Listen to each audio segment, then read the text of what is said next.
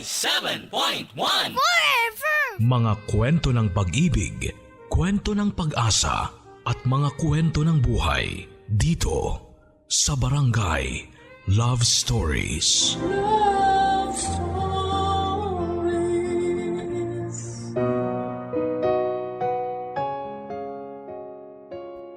Utang ang isa sa mga pinakamalaki at pinakamadalas na nangyayari sa atin. Nagkakautang o nagpapautang tayo na pwedeng maging dahilan para masira ang relasyon natin sa mga taong involved dito. Ikaw, nagkautang o nagpautang ka na ba? Mahirap magkaroon ng utang, kesyo utang na loob o utang na material pa yan. Hindi basta-basta ang pagbabayad dyan, lalo kung talagang gipit ka at wala kang malalapitan. Minsan dahil alam nilang wala kang malalapitan, gagawa sila ng paraan para mas lalo kang gipitin, para pumayag sa mga gusto nilang gawin natin. Minsan o madalas, nananalo sila sa panggigipit dahil alam nilang kahit saan ka tumakbo, wala kang laya sa mga kamay nila. Alam nilang babalik at lalapit kang muli sa kanila. Ang ating kwento ngayong araw ay may kinalaman sa utang. Isang utang na hindi basta-basta ang kabayaran.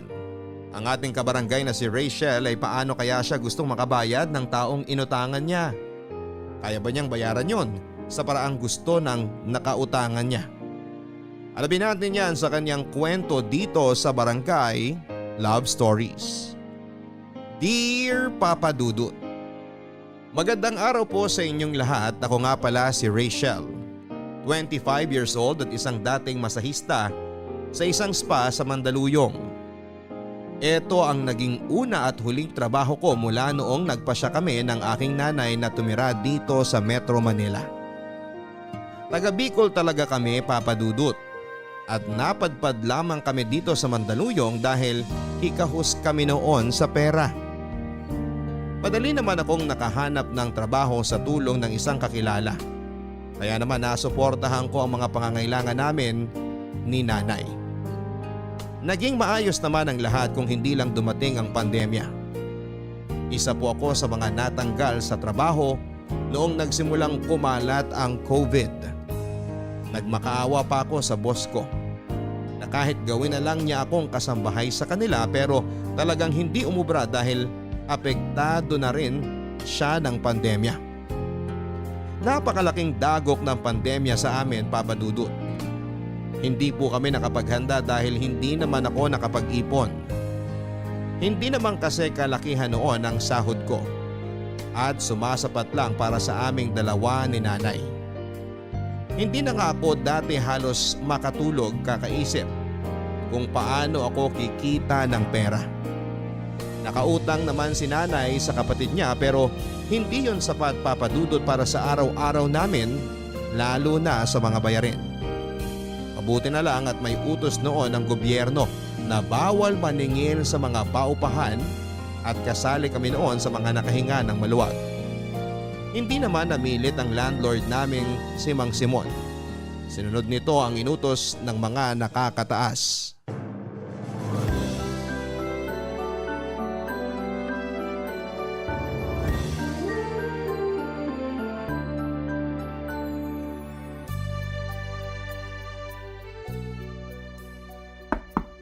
Mang Simon? Mang Simon? Oh, bakit Rachel? May kailangan ka ba? May sira ba sa apartment nyo? Ay, wala naman po. May gusto lang po sana akong ipakiusap. Oh, ano yun? Mukhang malabo kaming makabayad ng upa ngayon at sa mga susunod pang buwan. Natanggal po kasi ako sa trabaho. Wala pa akong napapasukan ngayon kasi halos lahat nakasara pa eh. Ay, ayos lang yun. Talaga po? Hindi niyo po ba kami paaalisin ng nanay? Papaalisin? Bakit ko naman gagawin yun? Kasi po di kami makakabayad. Ayos lang nga. Huwag mong intindihin yun. May iba naman akong tenants dito sa compound na may mga trabaho pa. Sila munang sasalo sa hindi nyo mababayaran. Talaga po? Pasensya na po talaga. Wala yun. Tsaka hindi ka ba nanonood ng balita? Hindi po eh. Binenta po namin yung TV namin para may pangbili kami ng pagkain. Ganun ba? Ay. Sabi sa balita huwag muna kaming maningil ng mga landlord at landlady dahil nga sa sitwasyon. Gustuin ko mang pilitin ka magbayad. Hindi ko magawa dahil baka bukas makalawa makulong na ako. Hindi ko naman po gagawing ireklamo kayo para makulong. Kung sakali nga pong papaalisin nyo kami, maiintindihan namin At saan naman kayo titira niyan? Sa mga footbridge? Nako, makikipagsiksikan pa kayo sa mga taong grasa doon. Maawa naman kayo. Kung wala na talagang ibang paraan, makikibed space na lang kami sa mga footbridge. Yan naman ang hindi kakayanin ng konsensya ko. Kaya wag mo nang intindihin yung bayad mo sa upa. Sa ngayon. Hayaan mo makabawi ka kapag meron na talaga. Ililista ko na lang lahat. Problemahin mo na lang yung pantawin nyo araw-araw. Salamat po, Mang Simon. Pangako, kapag natapos lang tong pandemya o kaya kahit humupa lang ng kahit konti, kayo po ang unang-una kong babayaran. Sabing wag mo nang isipin yun Magtulungan na lang tayo ha? O siya, balikan ko na inaayos kong cabinet ha? Sige po, pasensya na po sa istorbo ha.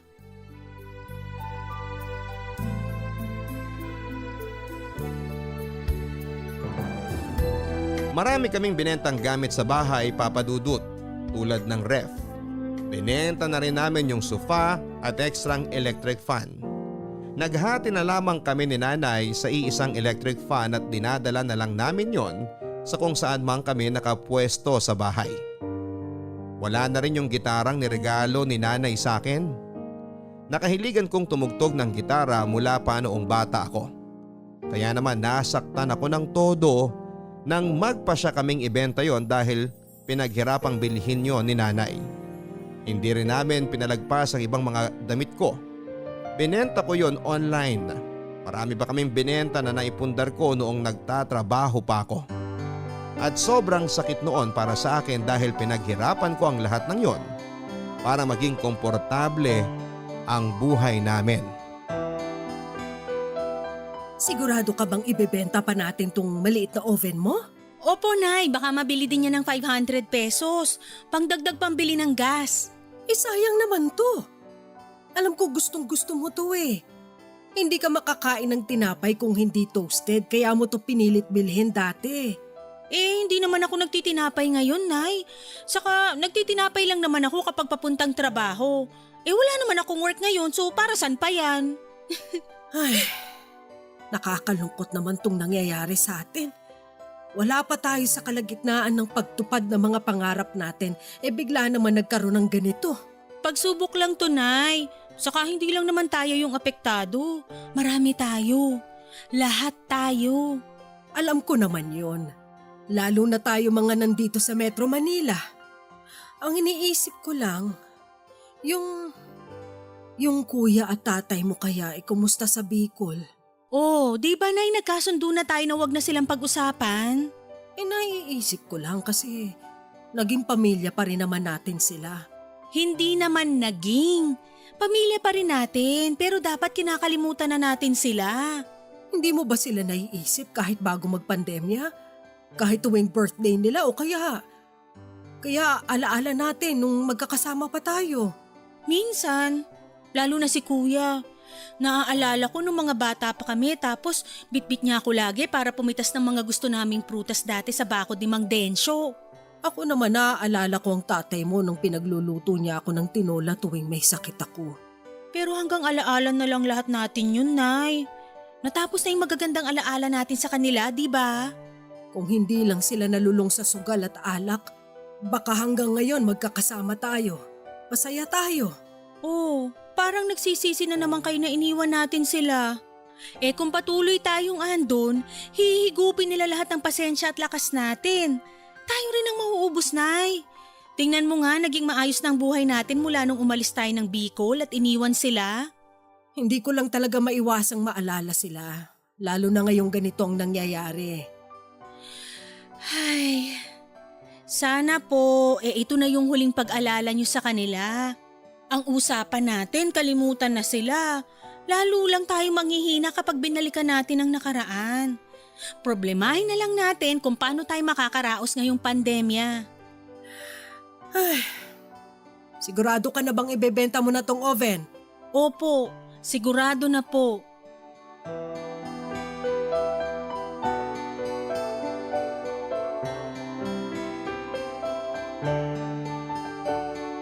Iniwan namin sina tatay at kuya sa Bicol dahil sa problema nila sa alak at pagsusugal. Nalulong silang pareho dito mula noong bumalik galing Saudi ang tiyuhin namin. Sinama niya sa lahat ng pasugalan sa amin at tinuruang uminom ng alak ang kuya at ang tatay ko. Nung una ay nagpasensya kami ni nanay pero nang tumagal, hindi na namin kinaya pa. Natanggal sa trabaho ang kuya ko. Samantalang sinangla naman ng tatay ang maliit naming lupa na kinatatayuan ng bahay namin. Kami ng nanay ang inasahan nilang tumusto sa lahat ng gastusin, kabilang na ang bisyo nila. Hinayaan lang namin noong una, Papa Dudut, pero noong natauhan na kami ay tinakasan namin sila ng isang gabing lasing na lasing sila at nakahiga sa sahig. Nahirapan akong kumbinsihin si nanay para tuluyan ng talikuran ng kuya at ang tatay ko. Pero sa huli ay napapayag ko siya. Nagsimula kami ng aming panibagong buhay sa Metro Manila at pinangako namin sa mga sarili namin na hindi na namin sila babalikan dahil masyado nila kaming sinagad. Nawala na kami ng balita sa kanila at masaya akong hindi naman kami binuko ng mga kakilala namin na may alam sa plano naming yon. Hinayaan nila kaming makatakas sa piling ni na kuya at tatay. Barangay Love Stories. Barangay Love Stories. Ang mga Kapuso shows mapapanood at mapapakinggan din abroad via GMA Pinoy TV, GMA Live TV at GMA News TV channels. Para mag-subscribe, visit www.gmapinoytv.com. Follow us at GMA Pinoy TV on Facebook, Twitter, Instagram, YouTube, Viber, and TikTok for the latest updates on Kapuso programs, artists, events, promos, and more. Salamat, Kapuso! Barangay Love Stories. Barangay Love Stories. Noong medyo lumuwag ng kaunti ang pandemya ay nakahanap na ako ng bagong pagkakakitaan. Inaya akong magbenta ng sabong galing Korea ng dati kong kasamahan sa spa. Hindi ko nga alam kung paano noon sisimula ng pagninegosyo nito dahil hindi naman ako bihasa sa ganito. Pero sinipagan ko ang pag-Facebook para makakuha ng mga customers. Naging mabenta ang mga sabong benta ko at madalas ay nakakaubos ako ng 2 karton sa loob lamang ng 2 linggo. Nakakabangon na kami noon kahit paunti-unti at hindi namin kailangang magbenta pa ng gamit. Kahit may pinagkakakitaan na ako noon ay hindi pa rin yun naging sapat. Lalo na sa pangbayad sa upa. Hindi ko na lang sinabi muna kay Mang Simon na may racket ako. Kung akala niya noon ang perang pinangtatawid namin ay galing pa rin sa mga nabenta naming gamit.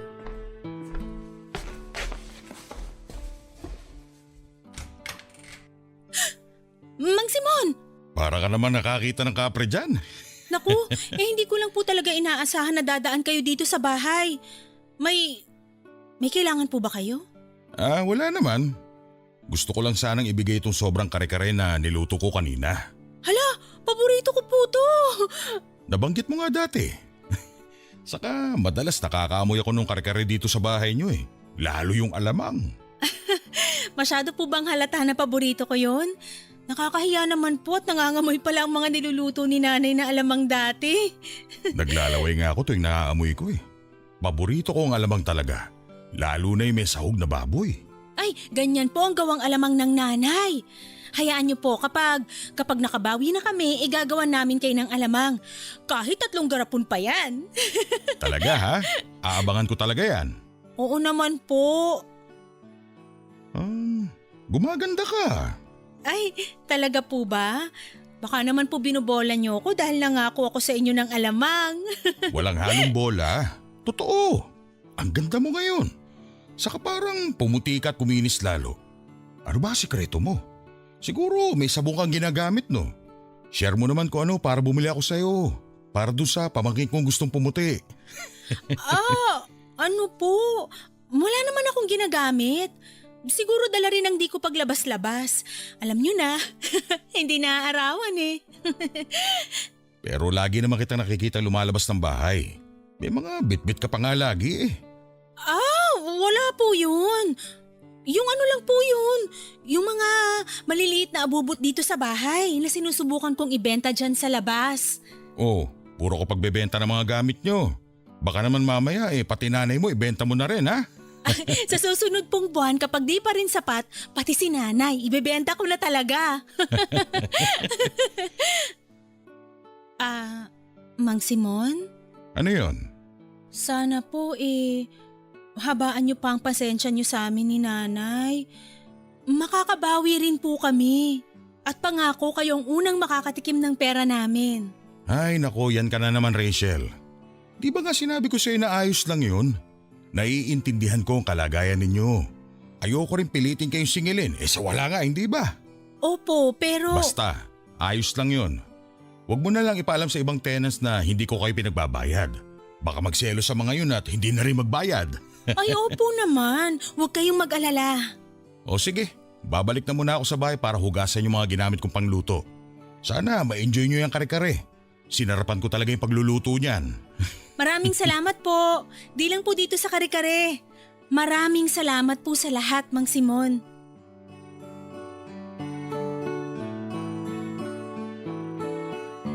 Patuloy na nagbibigay noon ng mga pagkain, shampoo at sabon si Mang Simon. Napakabait nito sa amin ng nanay ko. Kaya naman nahiya ako na hindi man lang ako makapag-abot kahit kalahati ng utang naming upa sa kanya. Naalala ko patuloy noong una ko siyang nakilala. Bitbit ko dati ang mga bag namin ng nanay nang katukin ko ang gate niya.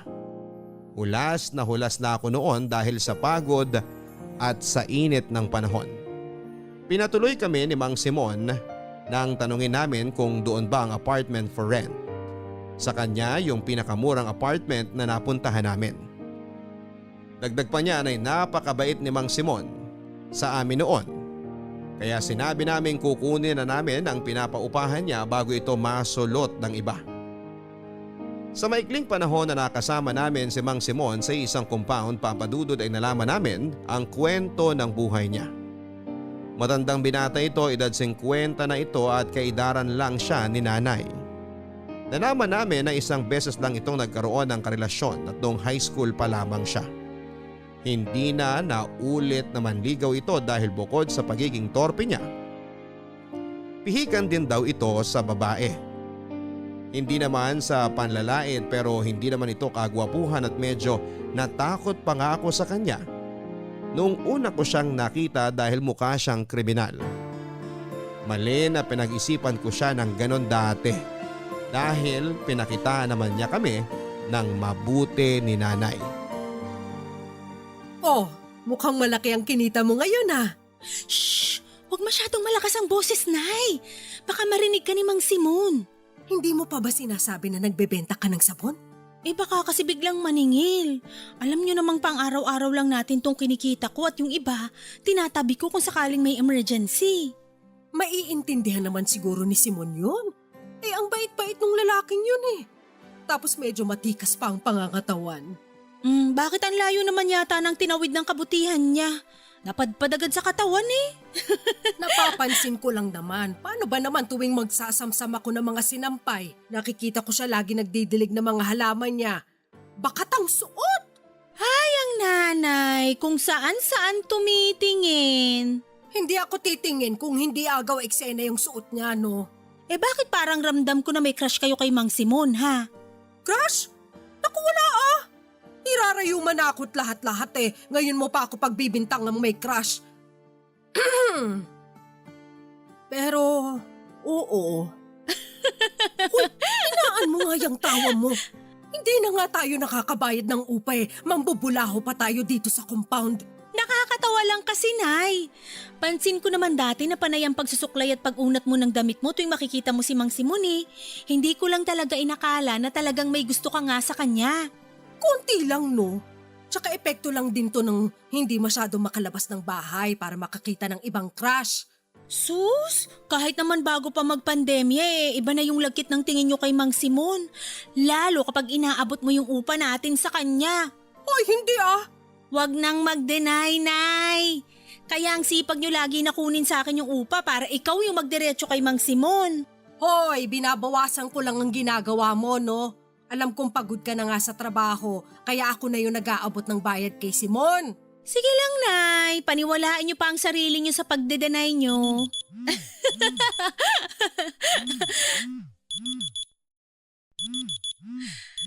Ay, O bakit? nag-alarm lang po yung cellphone ko. Reminder lang na birthday pala ni Nika ngayon. 10 taon na pala si Nika, no? Ang apo kong yun, nananabik na ako sa kanya. Ako rin naman po. Kung malapit lang ang Bicol dito sa Mandaluyong, baka pinuntahan ko na siya. Kukunin mo ba siya kung sakali? Sa kalagayan natin ngayon, mukhang hindi. Ang ganda na ng buhay niya sa ninang niya Sisirain ko pa ba kung ano yung magandang nakasanayan niya? Pero anak mo yun, ipapaalala ko lang. At bilang nanay, gusto kong maging maganda ang buhay niya. At alam kong hindi niya yung makukuha sa akin.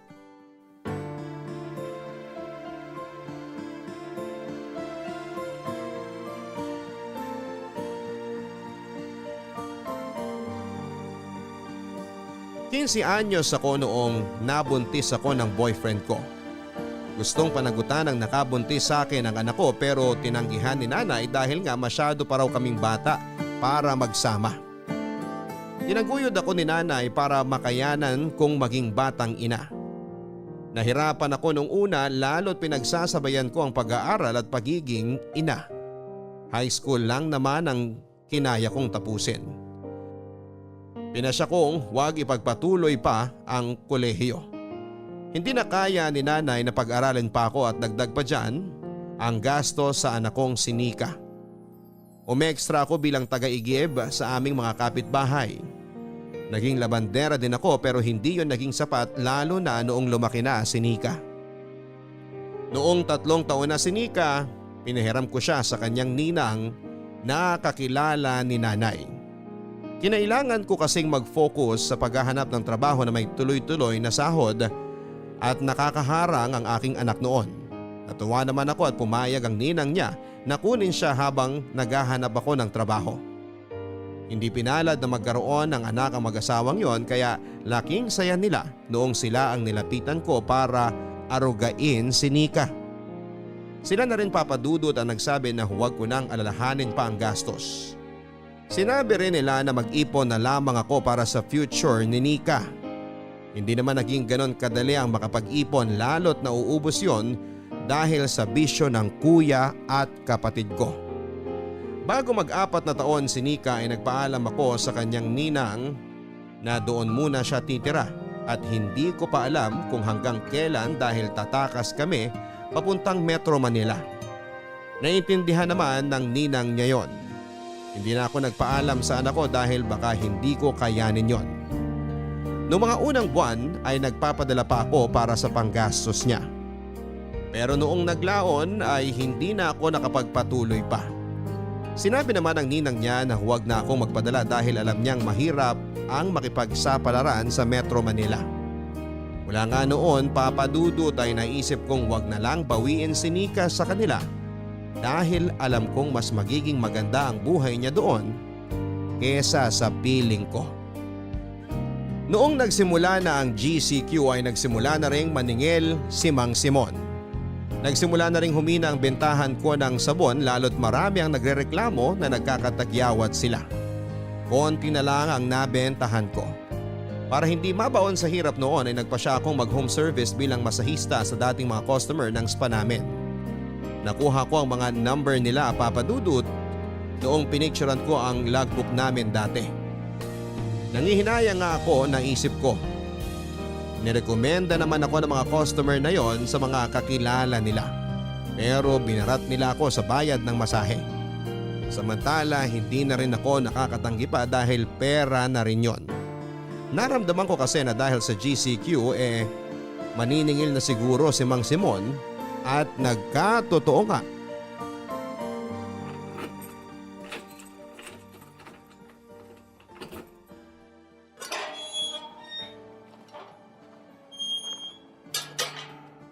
O Rachel, mabuti at naabutan kita.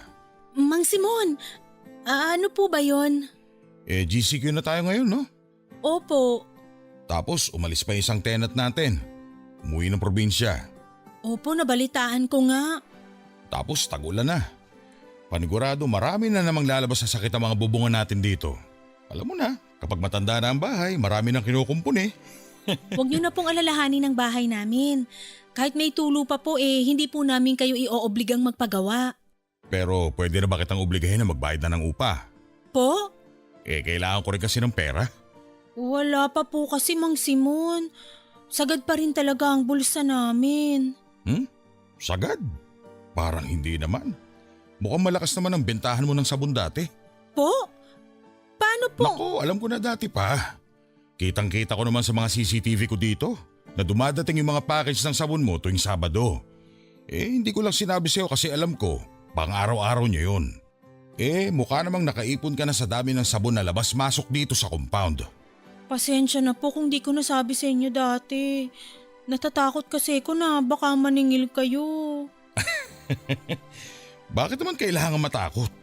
Ako pa nga itong nagsabi na huwag muna kayo magbayad, hindi ba? Ikaw naman, parang hindi mo ako pinagkakatiwalaan yan eh. Nakakatampo naman. Hindi naman po sa ganun. Inaayos ko lang po talaga ang budget ko. Nasa listahan ko pa rin naman yung bayaran kayo. Ngayon, makakabayad ka na ba kahit yung unang 2 buwan lang muna? Wala po talaga eh. Huwag po sana kayong magalit. Humina kasing negosyo ko ng sabon nitong mga nakaraan. Kaya naman umextra na lang ako bilang masahista sa mga dati naming customer. Masahista ka nga pala, no? Baka naman pwedeng minsan tanggalin mo tong sakit ng katawan ko. Lalo dito sa braso ko. Matigas na ata dahil sa stress sa pera.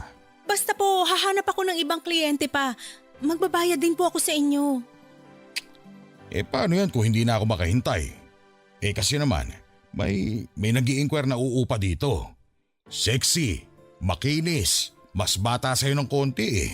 Ayaw naman niya yung bakante dyan kasi masyado raw malaki para sa kanya. Solo siya. Single siya. Bale, nirekomenda ko yung sa inyo kasi mas maliit at pwede sa kanya. Pwede naman po kaming magpalit kung gusto nyo. Doon na lang kami sa nabakante. Pwede naman po kaming mag-adjust ng nanay. Sus! Kayo na nga ang pinakamurang apartment dito sa compound ko eh. Hindi pa kayo makabayad. Paano na lang kukunin mo pa itong pinakamalaki? Parang abusado naman ata yun. Mang Simon, parang awa niyo na. Huwag niyo naman po kaming paalisin. Konting palugit pa, makakabawi rin kami. Konti na lang po. Konti na lang din kasi ang pasensya ko eh. Paano yan? Mang Simon, parang awa niyo na po. Gagawin ko po lahat, huwag niyo lang kaming paalisin. Lahat? Opo. Patingin nga ng mukha mo.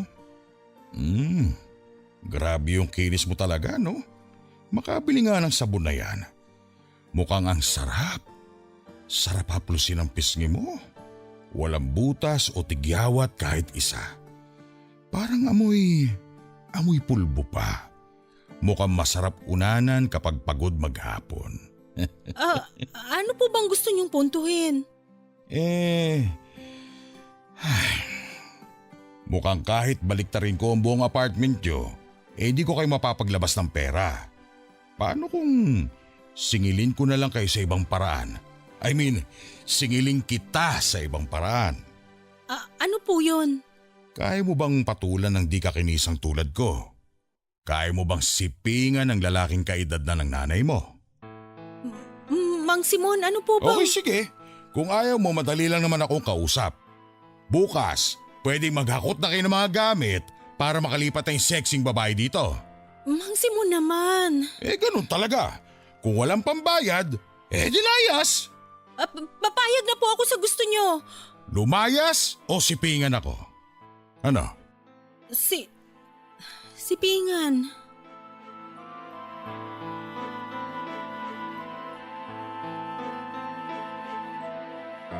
Pumayag ako sa gusto ni Mang Simon na kapalit ng utang namin gagalawin niya ako anumang oras niya gustuhin.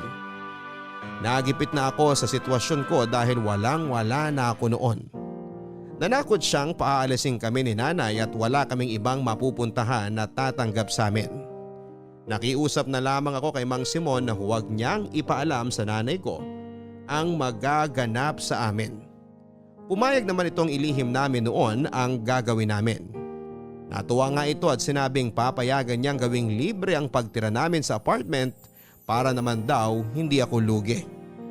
Noong sinimulan na namin ang pagbabayad ko ng utang sa kanya ay nakaramdam ako ng asiwa at takot sa sarili ko. May anak na ako pero pakiramdam ko ay asiwa pa rin, Papa Dudut. Naalala ko pa na alauna na ng madaling araw nang pinapunta niya ako sa bahay niya. Nakatulog na noon si nanay at tumakas lamang ako. Kinatok ko ang kwarto niya habang nanginginig na hawak ang aking leeg.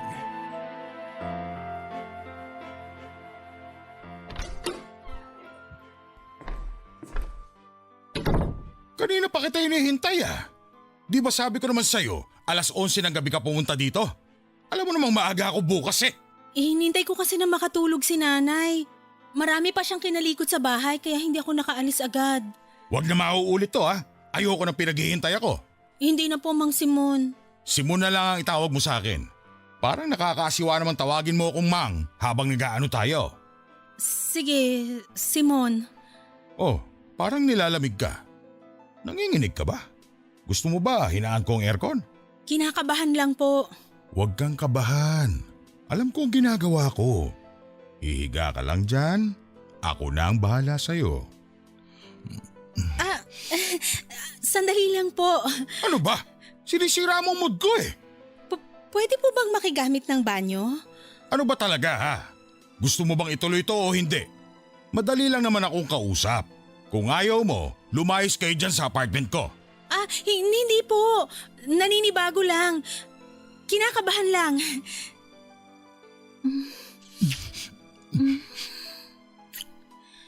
Ganun po ba? Diinan mo naman ang halik. Para ka naman humalik sa santo eh. Hindi naman ako mababasag kapag itinin mo pa ng konti yung labi mo. Halikan mo ako dito sa leeg. Dito.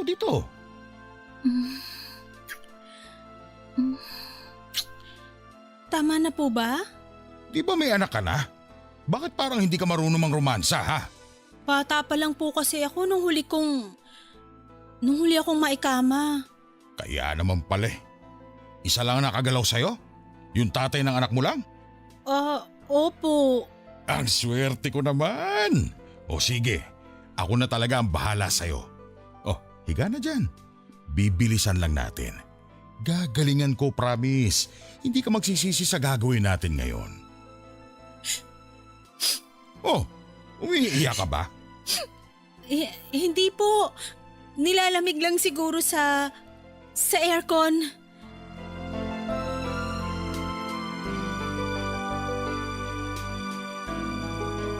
Pinigilan kong huwag maiyak habang nagsisiping kami ni Mang Simon. Natakot ako magpakita sa kanya ng kahit na anong negatibong emosyon dahil baka magalit po ito. Hinayaan ko siyang gawin lahat ng gusto niyang gawin sa katawan ko. Nakailang beses niya akong sinipingan ang gabing yon. Noong natapos kami, hindi muna ako nito pinauwi at niyakap ako nito hanggang sa makatulog kaming pareho. Ginising niya ako bandang 7:00 na ng umaga. Pinauwi ako nito at mabuti na lamang at hindi pagising ang nanay at walang nakakitang tenant sa akin noong lumabas ako sa bahay ni Mang Simon. Sa mga sumunod na beses na nagkita kami ay nasanay na akong tanggapin ang nangyayari sa amin. Aminado po ako, Papa Dudut, na nagustuhan ko noong tumagal ang ginagawa namin ni Simon. Minsan nga ay hinahanap-hanap ko pa yon. Siya pa lang ang pangalawang lalaking nakasiping ko. Pero aaminin ko na habang tumatagal ay nararamdaman ko naman na masaya ako tuwing may nangyayari sa amin. Barangay Love Stories. Barangay Love Stories. Ang mga Kapuso shows mapapanood at mapapakinggan din abroad via GMA Pinoy TV, GMA Live TV at GMA News TV channels. Para mag-subscribe, visit www.gmapinoytv.com. Follow us also at GMA Pinoy TV on Facebook, Twitter, Instagram, YouTube, Viber, and TikTok for the latest updates on Kapuso programs, artists, events, promos, and more. Salamat, Kapuso! Barangay Love Stories. Barangay Love Stories. Tinupad naman ni Simon ang pangako niyang patirahin kami ng libre sa apartment. Hindi na rin ako nito pinagbayad sa mga nakaraang utang namin. Walang kaalam-alam noon si nanay sa naging sitwasyon namin ni Simon. Nagsinungaling ako sa kanya at sinabing may nakuha na akong trabaho. Kahit na ang katotohanan ay andun lang ako sa bahay ni Simon, nagbababad kasama niya. Sa loob ng 8 oras noon ay wala kaming ibang ginawa kundi ang magsiping, manood ng pinikula, kumain at mag-relax. Na-enjoy ko na ang ganitong sitwasyon kasama si Simon. Naging komportable ang buhay ko at hindi ko na kailangan noon na magtrabaho pa para may pambayad sa upa. Nagbigay din ng kaunting pera si Simon para naman hindi makahalata si nanay na wala akong kinikita. Siya na rin ang namamalengke ng mga kailangan namin noon. Labis akong natuwa noon kay Simon dahil gumaan ang buhay ko dahil sa kanya. Inalagaan ako nito at hindi tinuring na pangkama lamang. Para na nga niya akong karelasyon noon kung pagsilbihan niya. Pinagluluto ako nito ng lahat ng gusto kong pagkain. Bukod pa dyan ay madalas na rin itong magkwento ng mas malalim pang parte ng buhay niya. Nagtiwala ito sa akin, Papa Dudut. Tulad ng isang karelasyon na malayang nagsasabi ng buhay at sekreto niya sa mahal niya.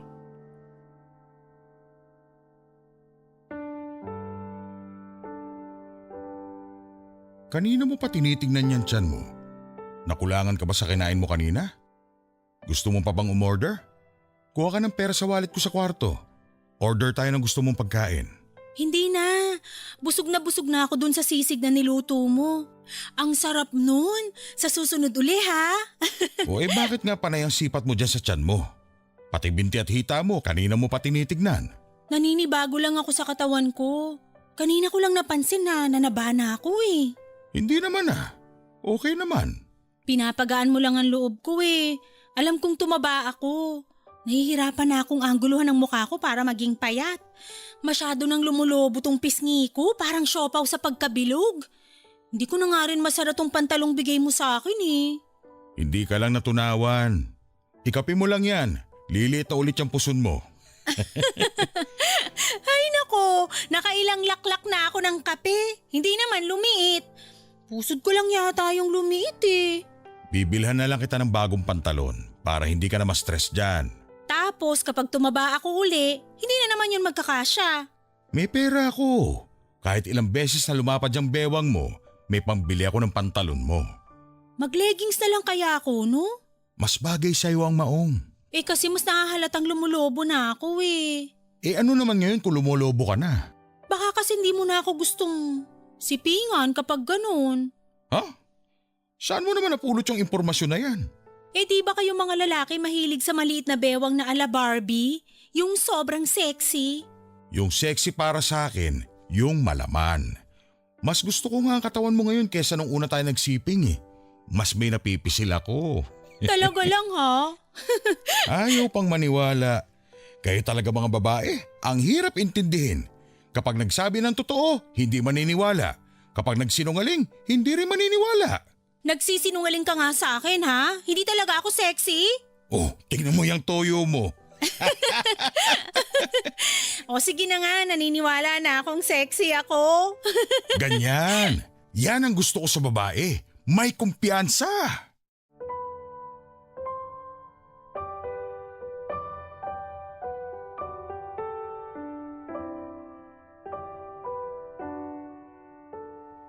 Sa paglipas ng mga araw ay nahulog na ako ng tuluyan kay Simon. Ilang beses kong tinanggi yon sa sarili ko. Iniisip ko na masyado lamang akong natutuwa sa atensyong ibinibigay niya. Inisip kong baka dahil lang din sa lagi ko siyang nakakasama, Pero iba na talaga.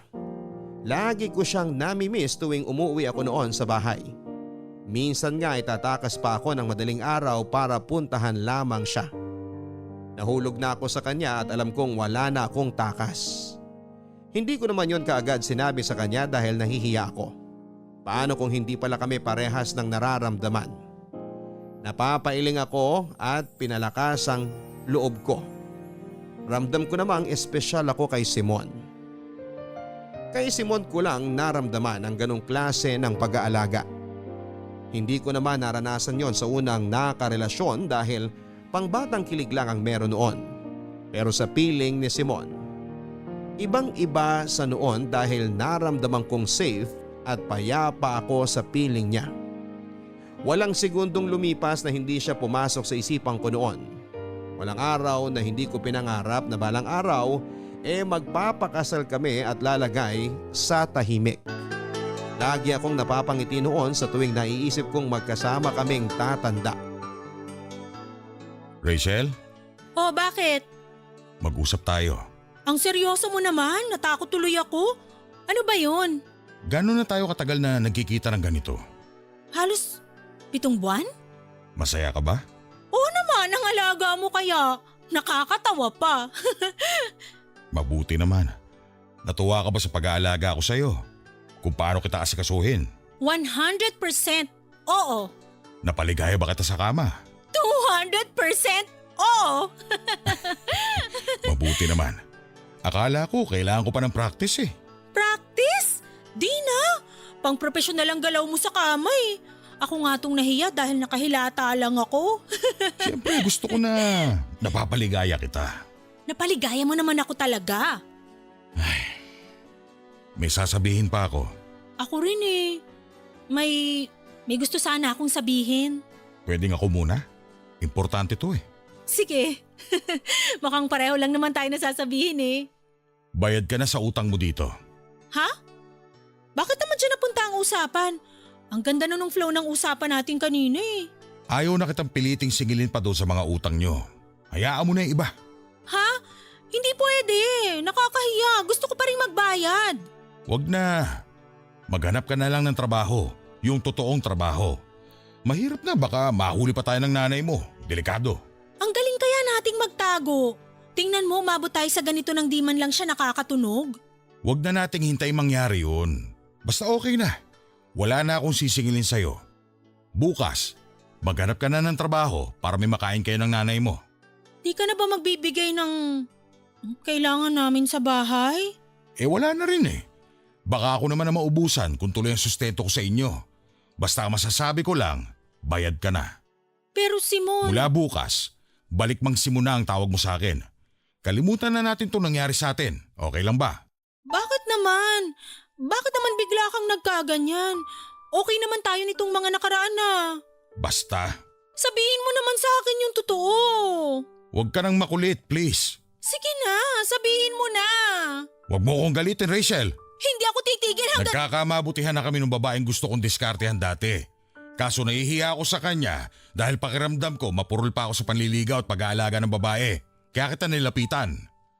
Ginamit mo lang ako? Ginamit mo ang katawan ko? Nakabayad ka naman ng utang sa akin dahil sa katawan mo, hindi ba? O edi quits. Bakit naman ganon? Masyado mo akong binigla. Bigyan mo ako ng konting time para iproseso to. Hindi na. Kailangan ko na siya madala dito sa bahay bago pa ako maunahan ng iba at hindi matutuloy ang plano ko kung patuloy tayo sa ginagawa natin. Simon! Gusto kong maging malinis sa kanya. Kaya magandang walang nakakaalam nung tungkol sa atin. Paano ako? Anong paano ka? Parang kontrata tong ginawa natin. At alam mo yan. Dapat alam mo nang may katapusan tong ginagawa natin. Ano akala mo dito? Bahay-bahayan na gagawin totohanan? Simon, baka naman… Umuwi ka na. Dali na. Maglilinis pa ako dito. Siguraduhin mong wala kang naiwan kahit lipstick dyan. Mahirap na. Sige. At sa susunod na buwan, magbayad na kayo ng upa ha. Kailangan ko ng pera para pampa-impress sa kanya. Kaya ako na nagsasabi sa inyo, bukas na bukas, dapat makahanap ka na ng trabaho.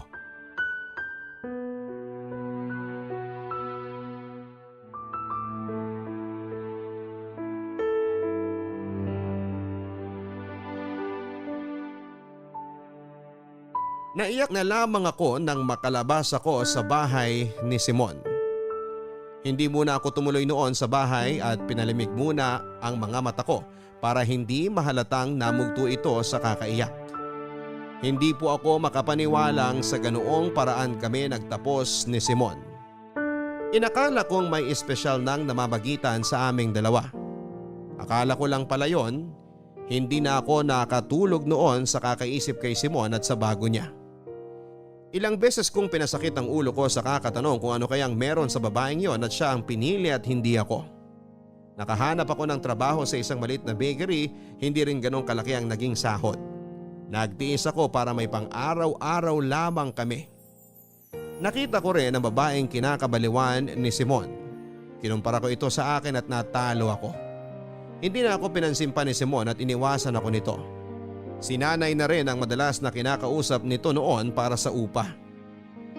Nasaktan ako sa ginawa ni Simon pero unti-unti ay tinanggap ko na ang katotohanan hanggang kama niya lang ako noon. Nag-live-in na sila ng babae at nakita ko kung gaano kasaya si Simon sa piling niya. Hindi ko yun nakita kay Simon noong kaming dalawa pa lamang ang magkasama.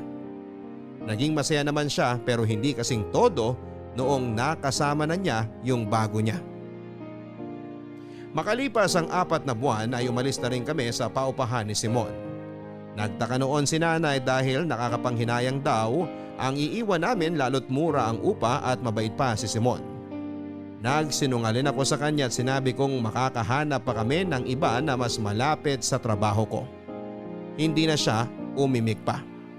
Hindi kailanman nalaman ni nanay ang tungkol sa amin ni Simon kaya mas lalong natagalan bago ako nakapag-move on dahil wala akong masabihan ng nararamdaman ko at wala akong mahinga ng payo dahil lihim ang lahat ng ito.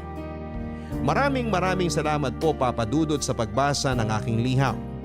Ang inyong kabarangay forever, Rachel.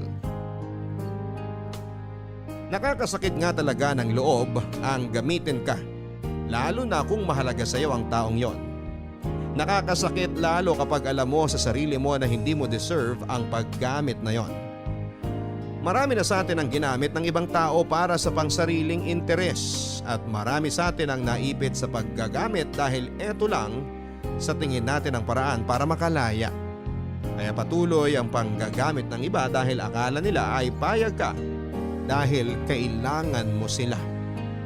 Hanggang sa muli, ako po si Papa Dudut sa mga kwento ng pag-ibig, buhay at pag-asa sa Barangay Love Stories number 1. Mga kwento ng pag-ibig, kwento ng pag-asa at mga kwento ng buhay dito sa Barangay Love Stories. Love Stories. Forever. Forever. Nagustuhan ng iyong napakinggan? Ituloy yan via live stream sa www.gmanetwork.com/radio. Barangay Love Stories. Love Stories. Kanya-kanya tayong paraan ng pagpaparamdam ng ating pagmamahal para sa isang tao. Minsan nga lang yung paraan na gusto nila mula sa atin ay iba sa paraan na gusto nating gawin sa kanila. Ikaw kapuso, ano ang love language mo pagdating sa relasyon?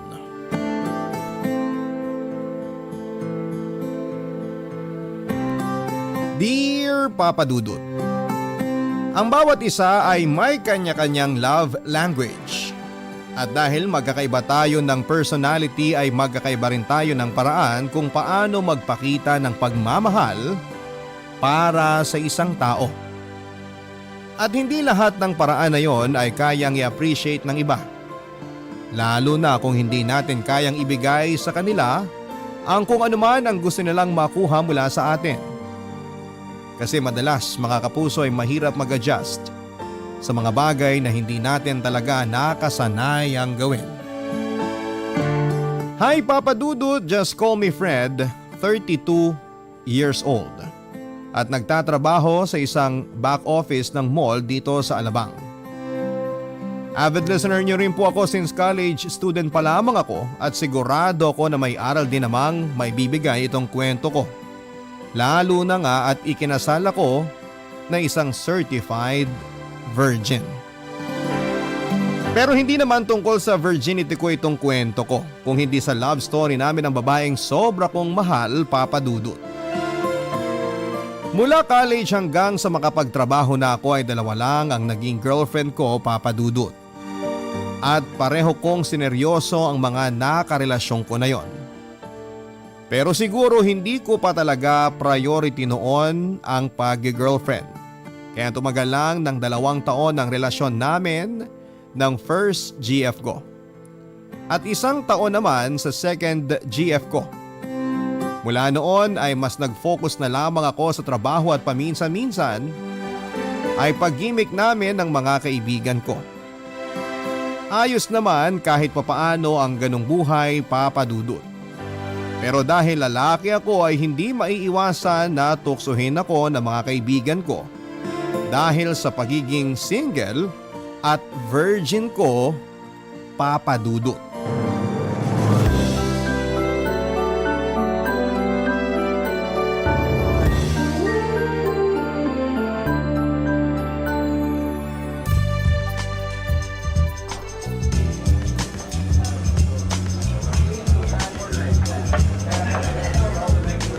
Happy birthday, paring Fred! Cheers! Salamat, Andre.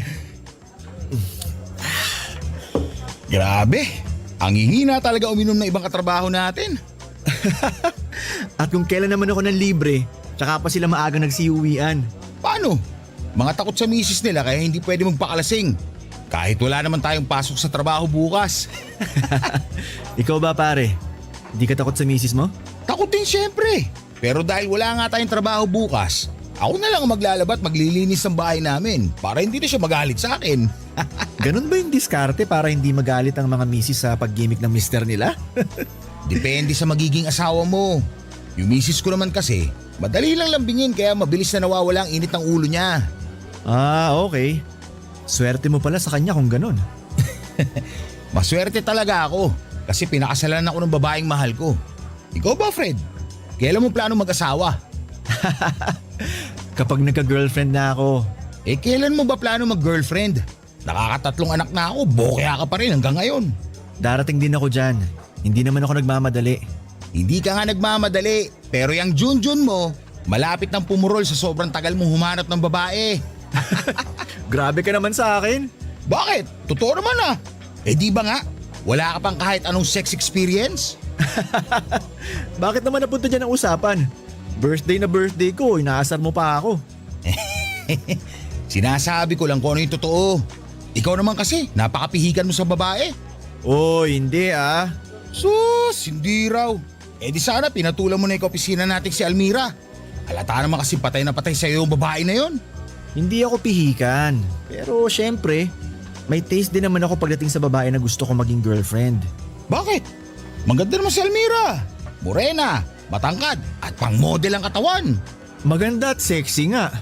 Pero halos 50% ng lalaki sa opisina natin dumaan na sa kanya. So ayun nga, hindi ka choosy pero may issue lang sa past ng mga babae. Alam mo, hindi mo na dapat iniisip kung nakailang boyfriend na ba sila o ilang lalaki na nakakama sa kanila. Sa panahon ngayon, Fred, wala ka na makikitang virgin lalo na sa edad natin. Hindi naman ako naghahanap ng virgin na babae. Basta matino lang tsaka hindi malandi. Ayos na sa akin yun. Ay, makapagyosi nga muna sa labas. Gusto mo sumama? Hindi na. Hihintayin na lang kita bumalik dito. Ubusin ko na itong mga natirang alak sa lamesa. Okay, sige.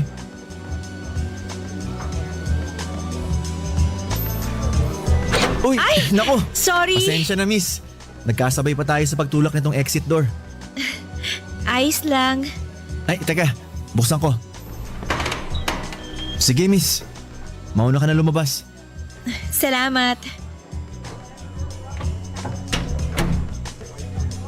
Ay, nakahinga rin ng walang halong amoy ng alak at sigarilyo. Pumunta ka rin ba dito sa labas para magpahangin? Ha? Oo. Kasi masyado ng amoy alak at sigarilyo sa loob eh. Talaga? Eh bakit may hawak ang lighter at yosi? Ay, hindi ko pala nabulsa agad to. Ang totoo, lumabas talaga ako dito para magyosi eh. Pero hindi ko na itutuloy. Para di maabala paglanghap mo ng hangin dito sa labas. Nax, ang bait naman ni kuya. Ganun talaga kapag maganda ang kausap ko. Miss, total naman pinagbigyan kita na makalanghap ng medyo fresh air. Baka pwede mo rin akong pagbigyan na malaman ang pangalan mo. Siyempre naman, pwede. I'm Nova. Ikaw? Ako naman si Fred. Nice to meet you, Nova. Papadudod, sa unang tingin ko pa lamang kay Nova ay aaminin ko na attracted na ako kaagad sa kanya. Sino ba naman kasing hindi ma-attract sa ganda ng itsura niya? Singkitin ang kanyang mga mata, matangos ang ilong, makinis ang kutis at malaki pa ang kanyang hinaharap. Kaya natuwa ko nang hindi niya ipagdamot ang cellphone niya pati na rin ang pangalan niya sa Facebook. At mula noon ay palagi na kaming magkausap, mapa-video call man o text. Nang linggo rin na yon ay niyaya ko nang makipag-date si Nova at pinaunlakan naman niya ako, papadudot. Nasundan ang mga date na yon kaya unti-unti ko pa siyang mas nakilala. Bukod sa pagiging maganda at sexy niya, yung pagiging mahinhin niya ang isa sa mga pinaka nagustuhan ko sa kanya, papadudot. Para siyang hindi makabasag pinggan kapag magkausap kaming dalawa. Lalo na nga nang minsan ko siyang sinama sa isang family gathering namin at nakilala siya ng pamilya ko. Sobrang gusto ko na kaagad siya at maging ang mga family members ko kahit na hindi ko pa siya girlfriend noon. Kaya naman tsinaga ko pa ang panliligaw ko kay Nova, papadudot. Inihahatid sundo ko siya sa opisina at bahay nila na hindi naman kalayuan sa place ko. Kilala na rin ako ng mga magulang niya bilang manliligaw niya. At pagkalipas nga ng halos 2 buwan, sinagot na rin niya ako at nagkaroon na kami ng opisyal na relasyon.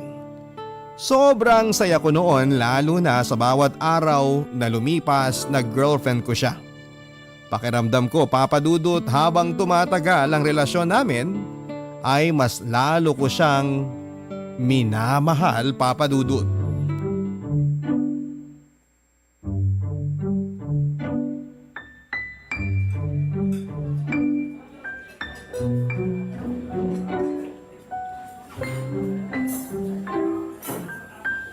Happy anniversary, sweetie!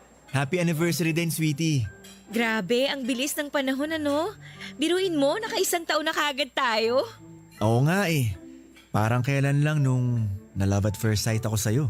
Love at first sight talaga? Oo, sweetie. Yun ang naramdaman ko nung gabi na sabay nating matulak yung exit door sa may resto bar. Kung saan tayo nagkakilala.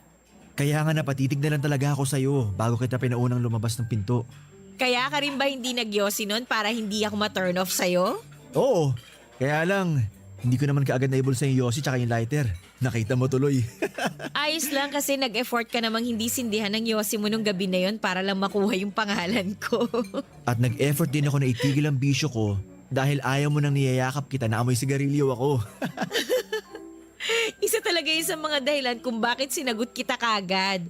Kasi tsinaga mo talaga na hindi gawin ng mga kinasanaya mong bagay na hindi ko talaga gusto, kagaya nga ng paninigarilyo. Tama ka naman kasi. Walang maidudulot na maganda ang yosi sa katawan ko. Kesa sa alak at sigarilyo, mas okay pang gawin kong bisyo ang pagmamahal ko sa'yo.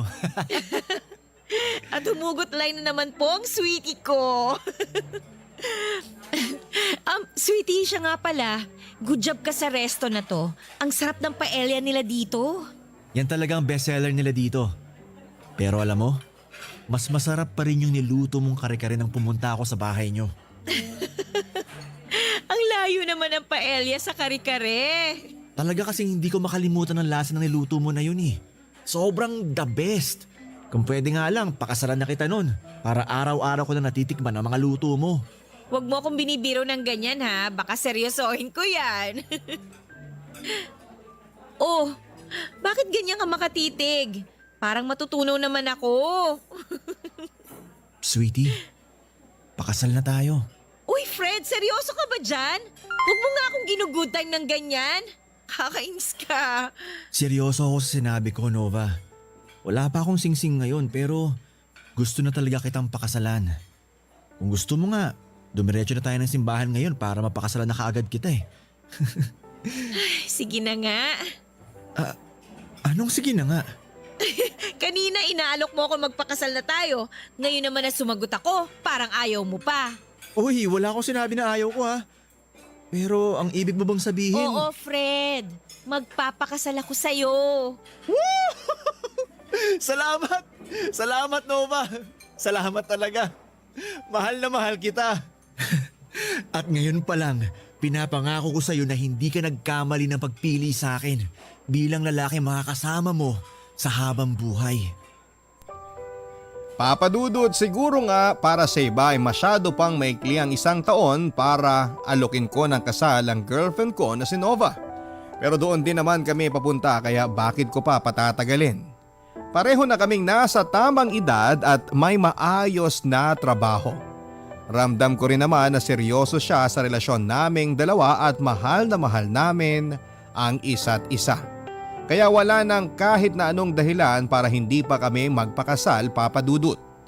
Siyempre marami rin sa mga kakilala at kaibigan namin ang nagulat nang malaman nilang magpapakasal na kami ni Nova, Papa Dudut. Akala pa ng iba ay buntis ang girlfriend ko dahil parang biglaan daw ang desisyon namin na pagpapakasal. Pero palagi kong sinasabi at proud na sabihin na imposible pang mangyari yon dahil ni isang beses ay wala pang nangyayari sa amin ni Nova. Para sa ibang lalaki siguro nakakahiya ang bagay na yon. Yung hindi sila makascore sa babae na karelasyon nila. Pero para sa akin kasi naniniwala ako na ang pagtatalik ay dapat na ginagawa pagkatapos ng sagradong kasal ng 2 taong nagmamahalan, Papa Dudut. Papa Dudut, mabilis naming naasikaso ni Nova ang mga papeles at iba pang mga kailangan para sa kasal namin. Ganon talaga siguro kapag porsigido ka na gawin ng isang bagay. Wala ka nang sasayangin na sandali o mga oras, Papa Dudut. At isa rin sa mga napakabilis na pagproseso na para sa kasal namin ni Nova ay yung pagsabay ng girlfriend ko sa effort na ginagawa ko. Hindi rin kasi madali kapag mag-isa ka lamang na kumikilos. Maraming kailangan na lakarin at kausapin na mga tao. Pareho po naming inasikaso ni Nova ang mga requirements para sa kasal namin. Ang venue ng reception at ang simbahan kung saan ay gaganapin ang napakahalagang seremonya sa buhay namin. Pareho kaming excited na maging opisyal ng mag-asawa. At pagkalipas nga ng 3 buwan, natuloy na ang aming pag-iisang dibdib. Simple lamang ang naganap na kasalan, hindi bongga pero kasama naman namin ang mga taong espesyal sa buhay namin ng asawa kong si Nova, Papa Dudut.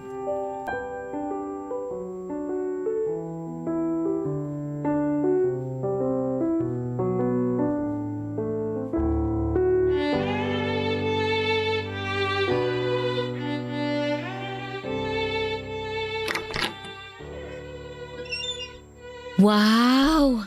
Ang ganda naman itong room na binook ng ate mo dito sa resort para sa honeymoon natin, sweetie. Ako na lang kasi wala pang asawa sa aming 4 na magkakapatid, di ba? Kaya binonggahan talaga nila ang regalo para sa honeymoon natin kasi excited sila na magkaroon ka ng sariling pamilya. Oo nga eh. At iba pa yung appliances na niregalo nila para doon sa bahay na titirhan natin. Grabe, sobrang spoiled naman natin sa mga kapatid mo. Sobra talaga. Naalala mo nung pinaalam natin sa kanila ng parents ko na ikakasal na tayo? Halos magpalakpakan sila sa tuwa, di ba? Naalala ko yun. Tapos nagunahan pa sila sa pagkuha ng mga sasagutin nila sa kasal.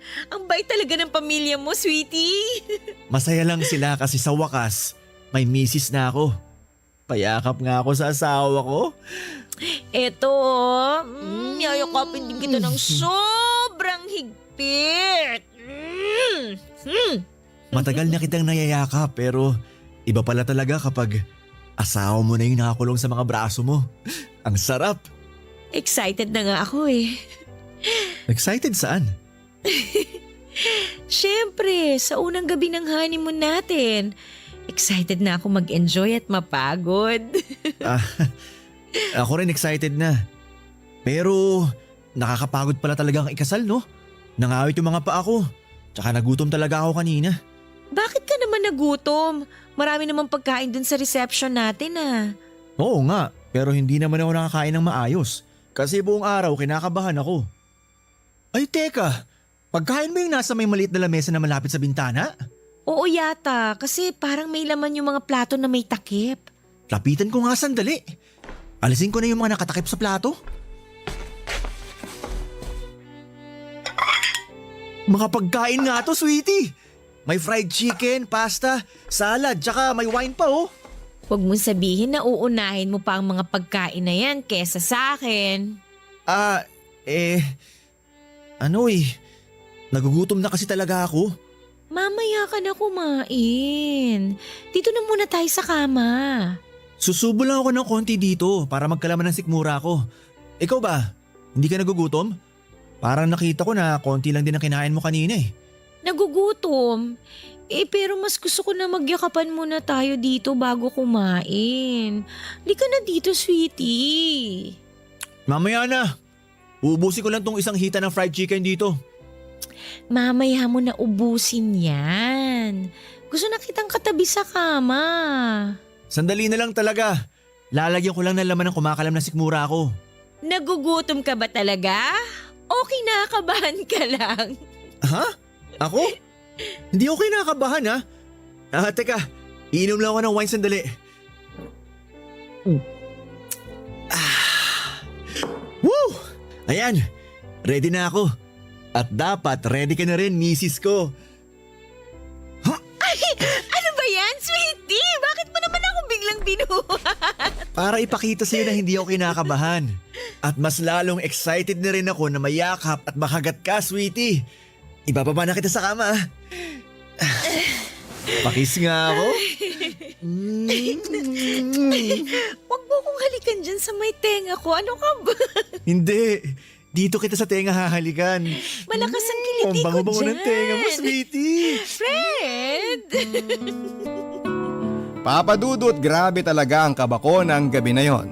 Gusto ko na nga sanang daanin sa pagkain ang matinding kabahan na nararamdaman ko pero sadyang naging mapilit si Nova kaya pinagbigyan ko na siya.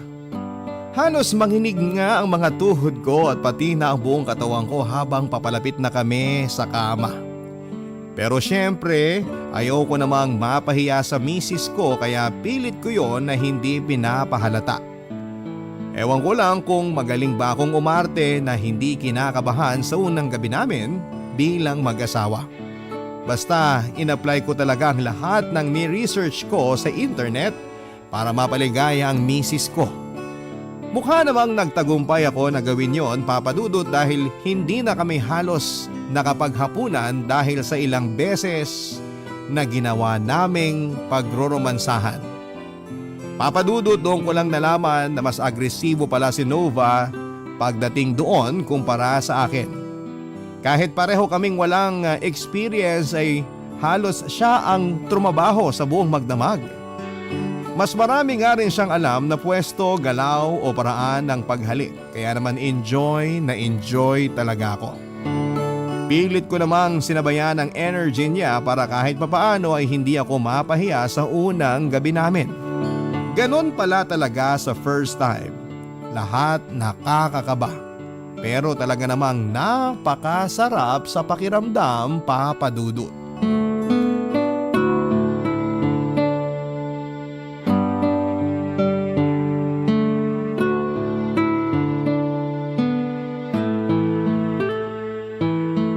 Sweetie, tapos ka na ba magluto ng beefsteak? Patapos na, sweetie. Nagugutom ka na ba? Hindi pa naman, pero tapos na rin kasi ako magtupi ng mga damit natin dito sa sala. Okay, kung hindi ka naman busy dyan, tikman mo na tong niluto ko kung pasado na sa panlasa mo. Sige. Sinunod ba lahat ang bilin ko sa pagluto ng beefsteak lalo na pagdating dito sa karne ng baka? Opo, kinakabahan na nga po ako eh. Bakit ka naman kinakabahan? Baka kasi hindi po masasapanlasa mo tong luto ko eh. Masasayang lang. Sino ba kasi nagpresenta na magluto para sa hapunan? Ako. Pero kaya ko lang naman ginawa yun kasi ang dami mong nilabhan kanina. Nahiya ako kaya nagpresenta na lang akong magluto kahit di naman ako marunong. Ako naman ang nakatoka na maglabas sa araw na to, di ba? Kaya ayos lang yun. Pero sige, titikman ko na tong niluto mo. Eto sweetie oh, ipaglalagay na kita ng konting sabaw at karne dito sa maliit na mangkok. Hipan ko na muna para hindi masyadong mainit. Eto na ang isang kutsarang sabaw na may konting karne, sweetie. Mukha namang ayos ang lasa nito. Sakto yung asim tsaka yung alat ng sabaw. Tapos malambot na rin yung karni ng baka. Talaga? Pasado na ba sa panlasa mo? Oo! Ayos! Akala ko mapapahiya ako sa first beef steak ko eh. Papatiin ko na tong apoy sa kalan para makapaghain na ako. Sweetie, mamaya ka na maghain. Bakit mo ako niyayakap? Teka, amoy pawis na ako.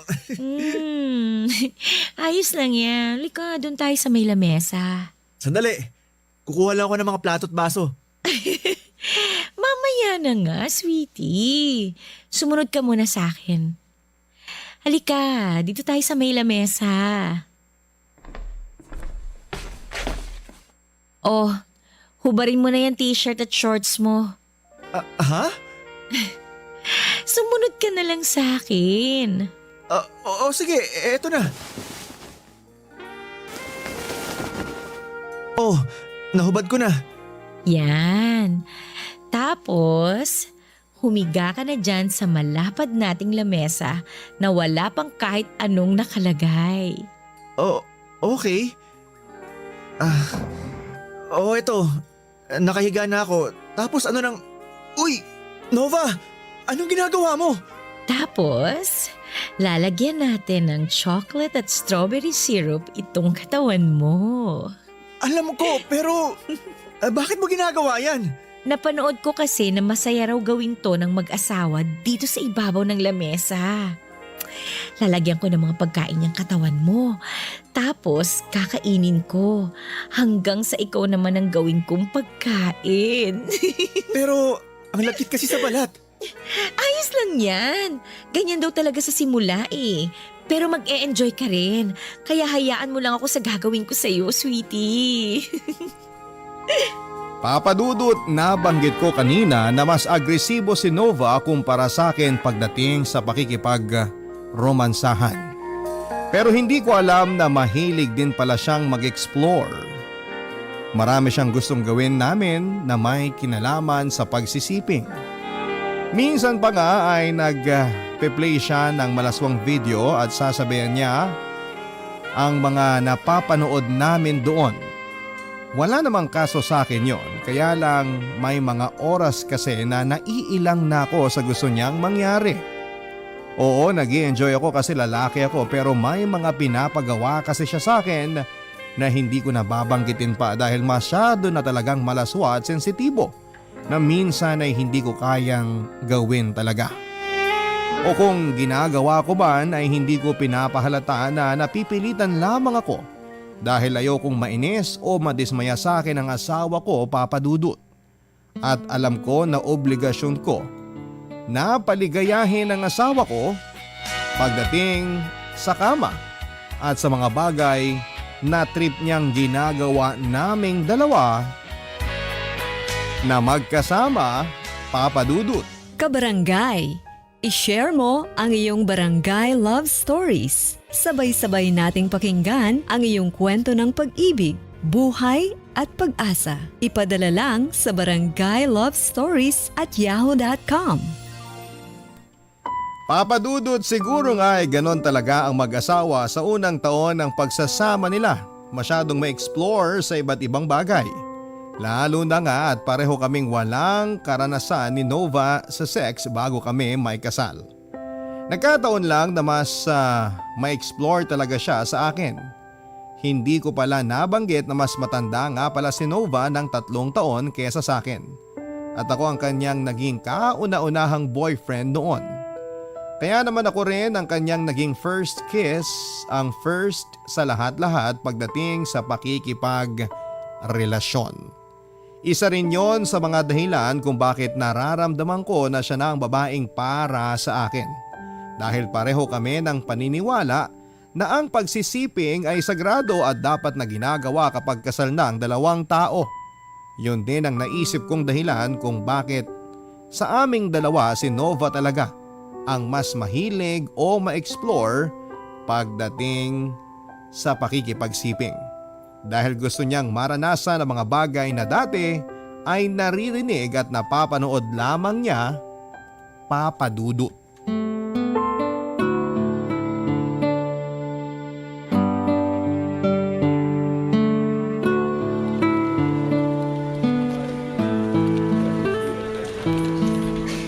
Hello, sweetie? Nasa bahay ka na ba? Oo, kakauwi ko lang. Mabuti naman. Bakit mo pala natanong? Pauwi ka na rin ba? Hindi pa eh. Meron kasi kaming overtime kaya malilate ako ng uwi sa bahay. Oy, ganun ba? Sayang naman kasi plano ko sana magluto ng masarap na ulam para sa hapunan. Magluto ka pa rin kasi kakainin ko naman yung pag-uwi ko mamaya. Hindi pa ako nagdi-dinner dito. Tsaka kape lang yung minerienda ko kanina. Medyo gutom na rin talaga ako. Pero dyan na lang ako kakain sa bahay. Okay, sige. Magluluto na rin ako pagkatapos ko magbihis. Basta mamaya ha. Anong meron mamaya? Alam mo na yun. Friday ngayon. Kaya kailangan may lakas ka pa rin pag uwi mo dito ha. O sige na. Baba ko na rin tong tawag. Text mo na lang ako pag pauwi ka na ha. I love you. I love you too, sweetie. Bye. Ang sweet namang mister nitong kaibigan ko. Ganun talaga, Andre. Sabi mo nga, para maiwasan na magtampong misis natin, kailangan lagi silang updated, lalo na sa schedule natin sa trabaho. Mukhang marami ka natutunan sa akin ah. Pero kamusta ba ang buhay may asawa? Nag-e-enjoy ka ba o parang nasasakal ka na kagad? Nasasakal talaga? Oo, yun kasing naririnig ko sa ibang kaibigan kong lalaki na nagpakasal na. Sa laki ng adjustment na nangyari sa buhay nila, para raw silang biglang nasakal sa ginagawa ng misis nila. Grabe naman yung ibang kaibigan mo. Baka hindi pa sila handang magpakasal kaya nasabi nila yon. Pero para sa akin, hindi ako nakakaramdam ng ganyan kasi hindi naman mahigpit si Nova sa akin eh. Kaya lang, nakakapagod din palang maging lalaki, no? Ha? Anong ibig mo sabihin, Fred? Kasi 'di ba? Obligasyon natin na paligayahin ang asawa natin, lalo na pagdating sa kama. Oo, syempre. Kasi nga, tayo ang lalaki at tayo ang dapat na mas nagtatrabaho pagdating sa bagay na yon. Ayun na nga. Doon ako pinaka napapagod sa bahay namin. Teka, huwag mo sabihin na sa inyong mag-asawa. Yung misis mo madalas sa mga labit kapag magkatabi kayo sa kama. Naku, kung alam mo lang, Andre, hindi lang siya sa loob ng kwarto nangangalabit. Kahit nasa ang sulok pa kami sa loob ng bahay, mahilig mga labit si Nova. Wow, nakakaingit ka naman pare. Samantalang yung misis ko, minsan kailangan ko pang luhuran bago ako pagbigyan. Ayun lang, magkaiba sila ng asawa ko. Pero minsan talaga napapaisip ako kung normal pa ba yung pangangalabit na ginagawa sa akin ni Nova eh. Ano ka ba? Normal lang yan kasi mag-iisang taon pa lang naman kayong kasal. Dapat nga, ikaw pa yung mas agresibo sa inyong dalawa pagdating sa sex. Huwag mo sabihin na hindi ka nag-i-enjoy sa sexy time yung mag-asawa. Nag-i-enjoy naman ako. Kaya lang, kagaya nga ng sabi ko, hindi naman sa lahat ng oras nasa mood ako, di ba? Lalo na kapag pagod tayo galing trabaho. Yung tipong pag-uwi ko, gusto ko sana magpahinga muna. Pero hindi ko naman magawa yun. Kasi nga ang gusto ni Nova, sexy time kaagad. Bago kumain at magpahinga. Papa Dudut, syempre tao lamang ako na marunong mapagod at minsan ay mainis na rin kapag nagpaparamdam ang asawa kong si Nova na magtalik na kami kahit wala pa akong pahinga. Lalo na nga kapag galing ako sa pag-o-overtime sa trabaho. Kailangan ko rin kasing sipagan sa trabaho dahil marami na kaming mga binabayaran noon. Hindi ko lang masyadong pinapakita sa kanya na stress at wala ako sa mood kasi ayokong mapahiya siya. Ayokong mainis o magalit siya sa akin kapag hindi ko siya napagbibigyan. Napakaliit lamang na bagay ang sex para pag-awayan pa naming mag-asawa. Kahit minsan, Papa Dudut, ay hindi ko na talaga naiintindihan kung saan pa ba nanggagaling ang energy niya pagdating sa pakikipagsiping. Kung normal pa ba yung mga trip niya sa kama. Pero sabi nga ni Andre, nasa unang taon pa lamang kami ng buhay mag-asawa kaya normal pa para sa amin ang mag-explore. Ayon nga lang, hindi kami pareho ng paraan ng pag-explore ni Nova. Mas wild siya at agresibo na talaga namang hindi ko masabayan. Pero kailangan ko pa ring pagbigyan dahil ayokong magkulang sa kanya bilang asawa niya, Papa Dudut.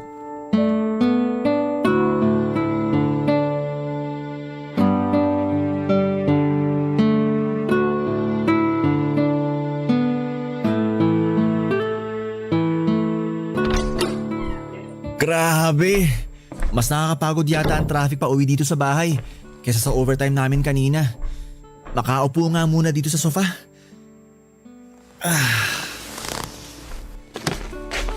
Nandyan ka na pala, sweetie. Oo, kararating ko lang. Umupo muna ako dito kasi napagod ako sa biyahe.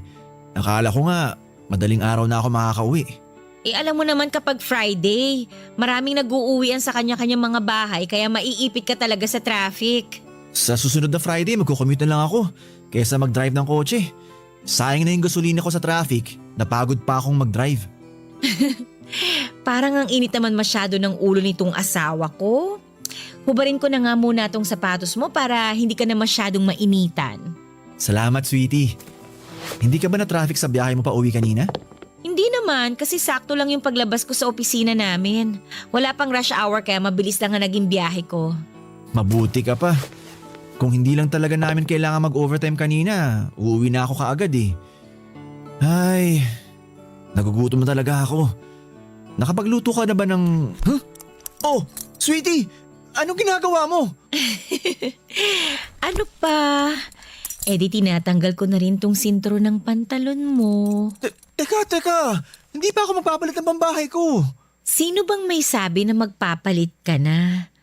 Tinatanggal ko lang tong sinturon mo para maibaba ko na rin tong pantalon mo. Sweetie, pwede bang mamaya na yan? Gutom na kasi ako. Mamaya na tayo kumain. Nakapagluto ka na naman, di ba? Oo. Baka lumamig pa yung niluto mo kaya kumain na muna tayo. Mamaya na nga. Ayan, natanggal ko ng sinturon mo. At pati na rin tong butones ng pantalon mo. Ibababa ko na to, ha? Sweetie, mamaya na nga yan. Kumakalam ng sikmura ako sa gutom. Tsaka pagod ako sa trabaho. Mawawala ang pagod mo sa gagawin ko na to. Kaya hayaan mo na lang ako dito, sweetie. Ibaba na natin tong pantalon mo para masimulan ko ng gagawin ko sa'yo. Teka, sandali. Teka lang, sweetie. Mamaya na nga kasi. Iba pa yung gagawin natin ngayon sa gagawin natin mamaya. Kaya alisin mo na yung kamay mo sa pantalon mo. Mamaya na nga kasi. Pagod talaga ako. Ayan. Oh, bad na. Nova, ano ba? Aray ko naman! Bakit mo naman ako tinulak? Naku, sorry. Halika, aalalayan kitang tumayo. Ay nako! Kaya kong tumayo, wag mo ako hawakan. Alam mo, Fred, minsan talaga hindi na kita maintindihan eh. Nagsasawa ka na ba kagad sa akin? Hindi naman sa ganun. Kaya lang pagod nga ako. Ilang beses ko na sinabi kanina, di ba? Pagod din naman ako ah. Galing akong trabaho tapos pinagluto pa kita.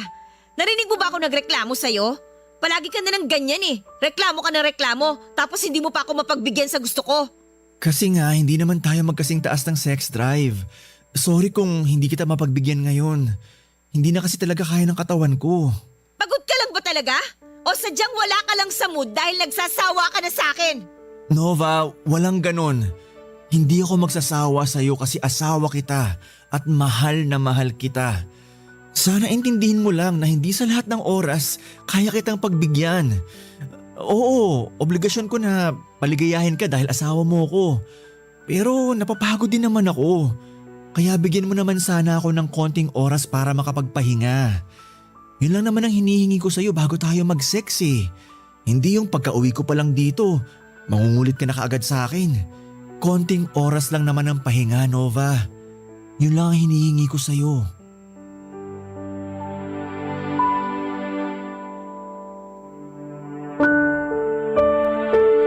Papa Dudut, hindi ko na talaga napigilan ang sarili ko na mainis ng gabi na yon. Napagtaasan ko na ng boses ang asawa kong si Nova kaya nauwi na rin sa pagtatalo ang lahat. Yun pa naman talaga ang iniiwasan ko, yung mag-aaway kaming dalawang mag-asawa. Pero wala naman talagang perpektong relasyon at walang mag-asawang hindi nag-aaway. Siguro din ay nagpatong-patong na ang stress ko sa trabaho at sa mga gastusin namin tapos dinagdagan pa ng pangungulit ni Nova. Kaya tuluyan na akong napuno sa kanya. Alam ko naman na may mali din sa akin lalo na sa mga sinabi ko sa asawa kong si Nova, Papa Dudut. Pero kailangan na kasing malaman ni Nova na hindi sa lahat ng oras ay kaya ko siyang pagbigyan sa gusto niya. Hindi po pwede na kada kulbit niya sa akin ay may energy ako para sabayan ang taas ng libido niya pagdating sa pakikipag-romansa. Oo, tungkulin ko bilang asawa ang paligayahin siya. Pero ang tungkulin na yon ay dapat na ginagawa sa tamang oras. Yon ang pinaliwanag ko sa asawa ko, Papa Dudut, na magkaiba kami ng taas ng energy pagdating sa romansa. Inamin ko na may mga oras na hindi ko na talaga siya nasasabayan at nagsorry ako sa part na yon. Pero sinabi ko sa kanya na sana ay maintindihan niya ako dahil mas nakaka-stress din talaga ang trabaho ko kumpara sa ginagawa niya sa opisina nila. Papa Dudut, nung una ay naramdaman ko na nagkaroon ng hinanakit sa akin ng asawa ko dahil na rin sa mga nasabi ko sa kanya. Pero hindi ko na pinahaba pa ang oras ng tampuhan namin dalawa at sinuyo ko siya hanggang sa magkabati kami. Doon ko mas pinaliwanag sa kanya kung ano ba talaga ang isyu sa relasyon naming dalawa sa mas mahinaon na paraan. Nang gabi ring yon ay mas naging open kami sa isa't isa at tinanggap namin ang mga kamalian namin. Yon ang naging paraan namin para mas maintindihan ang ugali ng bawat isa. Sa ngayon po, Papa Dudut, ay 4 na taon na kaming kasal ni Nova at may 2 na ring anak na babae. Hindi na namin pinagtatalunan pa ang tungkol sa pagsisiping at natatawa na lamang kami kapag binabalikan namin ang napagkukwentuhan na mga nangyari sa amin mula sa nakaraan. Yon ang buhay mag-asawa namin. Papa Dudut, kasi hindi naman talaga kailangan na gawing issue ang sex pagdating sa buhay mag-asawa.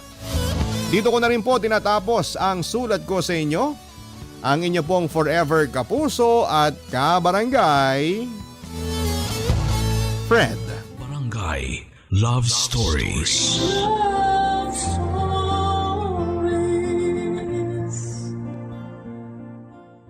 Barangay LS 97.1. 97.1. Number 1. Forever.